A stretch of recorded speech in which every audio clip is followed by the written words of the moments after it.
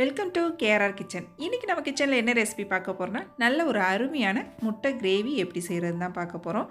ஒரு தடவை அந்த முட்டை கிரேவியை செஞ்சு பாருங்கள், ரொம்ப அருமையாக இருக்கும் டேஸ்ட்டு. சப்பாத்தி, இட்லி, தோசை, சாதம் எல்லாத்துக்கூடையும் சாப்பிட்றதுக்கு ரொம்ப அருமையாக இருக்கும் இந்த முட்டை கிரேவி. வாங்க இது எப்படி செய்கிறதுன்னு நம்ம வீடியோக்குள்ளே போய் பார்ப்போம். அதுக்கு முன்னாடி நம்ம சேனலை இப்போ தான் ஃபஸ்ட் டைம் பார்க்குறீங்கன்னா சப்ஸ்கிரைப் பண்ணி வச்சுக்கோங்க.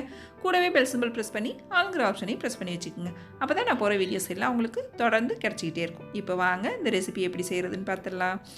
அதுக்கு நான் இன்றைக்கி ஒரு 7 முட்டை வேக வச்சு எடுத்து வச்சுருக்கேன்.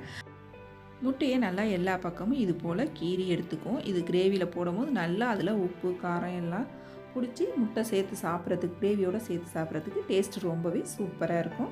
இது போல் இப்போ ரெடி பண்ணி எடுத்துக்கிட்டேன். இப்போ அடுத்து ஒரு மிக்ஸி ஜார் எடுத்துக்கங்க. அதில் ஒரு பச்சை மிளகாய், ஒரு 6-7 பூண்டு பல், ஒரு சின்ன துண்டு இஞ்சி, ஒரு 2 தக்காளி பழம், கொஞ்சமாக கொத்தமல்லி, கொஞ்சம் ஒரு கொத்து கருவேப்பிலை, ஒரு 1/2 டீஸ்பூன் அளவுக்கு சோம்பு சேர்த்துக்குங்க. இது நல்லா ஃபைன் பேஸ்ட்டாக அரைச்சி எடுத்துகிட்டு வந்துக்கும். இப்போ நம்ம பேஸ்ட்டை அரைச்சி எடுத்துக்கிட்டாச்சு. இப்போ நம்ம கிரேவி செய்வோம். அதுக்கு முன்னாடி நம்ம கீறி வச்சுருக்க முட்டையை பொரித்து எடுத்துக்குவோம். அதுக்கு 1 டீஸ்பூன் எண்ணெய் விட்டு 1/4 டீஸ்பூன் மஞ்சள்தூள், 1/4 டீஸ்பூன் தனி மிளகாத்தூள், கொஞ்சமாக உப்பு, ஒரு 1/4 டீஸ்பூன் உப்பு சேர்த்து நல்லா ஒரு 5 நிமிஷத்துக்கு இந்த முட்டையை திருப்பி விட்டு நல்லா ஃப்ரை பண்ணி எடுத்துக்குவோம். நல்லா முட்டையை ஃப்ரை பண்ணி இது போல் எடுக்கும்போது நல்லா அதில் உப்பு காரம் பிடிச்சி டேஸ்ட் ரொம்ப நல்லாயிருக்கும். இப்போ முட்டை ரெடி ஆகிடுச்சு. இப்போ அடுத்து தாளிப்பு கொடுத்துருவோம். அதுக்கு ஒரு 2 டீஸ்பூன் அளவுக்கு தேங்காய் எண்ணெய் விட்டுக்குங்க. அதில் பட்டை, கிராம்பு, ஏலக்காய், கொஞ்சமாக கல்பாசி சேர்த்து நல்லா பொரிஞ்சதுக்கப்புறம் ஒரு பெரிய வெங்காயம் சின்னதாக வெட்டி சேர்த்துக்குங்க. வெங்காயம் நல்லா வதங்கி வரட்டும். இப்போ வெங்காயம் வதங்கினதுக்கப்புறம் நம்ம அரைச்சி வச்சுருக்க விழுதை இதில் சேர்த்து நல்லா அதோட பச்சை வாடை போகிற அளவுக்கு நல்லா வதக்கி எடுத்துக்குவோம். இப்போ மசாலா நல்லா வதங்கி வந்துருச்சு.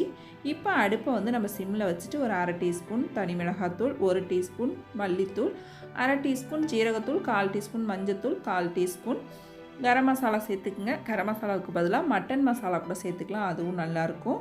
அப்புறம் இந்த கிரேவிக்கு தேவையான அளவு உப்பு சேர்த்து நல்லா வதக்கி விடுங்க. வதக்கி விட்டதுக்கப்புறம் இதில் 1 டம்ளர் தண்ணி சேர்த்துக்குவோம்.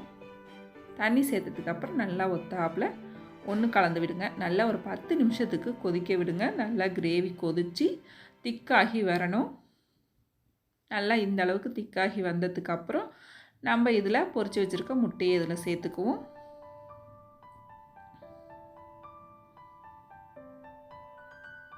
இப்போ முட்டையெல்லாம் சேர்த்ததுக்கப்புறம் நல்லா ஒரு தடவை ஒன்று கலந்து விட்டுக்குங்க. முட்டை சேர்த்து இன்னொரு 5 நிமிஷத்துக்கு கொதிக்க விடுங்க.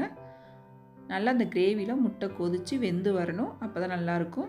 இது கூடவே ஒரு 1/2 டீஸ்பூன் மிளகுத்தூள், கடைசியாக கொஞ்சமாக கொத்தமல்லி தழை தூவி இறக்க வேண்டியதான். கிரேவி பாருங்கள் நல்லா கொதித்து திக்காகி வந்துருச்சு. இந்த அளவுக்கு திக்னஸ் இருந்துச்சுன்னா கிரேவி நல்லாயிருக்கும்.